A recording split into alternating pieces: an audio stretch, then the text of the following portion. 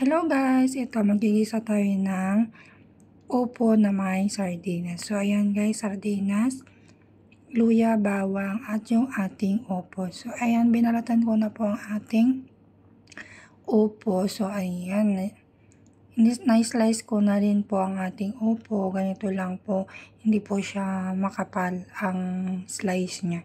So ayan nga guys, naglagay na rin ako ng mantika dun sa kawali natin. And then yun nga, nilagay ko na ang ating luya. So wala akong sibuyas guys, kaya luya at bawang lang yung ginamit ko. Hindi na ako nagbili ng mga ingredients namin kasi aalis naman po kami. So ayan, nilagay ko na rin po ang ating sardinas. Ito yung ulam ko guys. So nagdagdag ako ng tubig. Konti lang guys para manamis-namis pa rin yung ating gulay. So ayan na guys, nilagay ko na rin ang ating upo o tabungaw.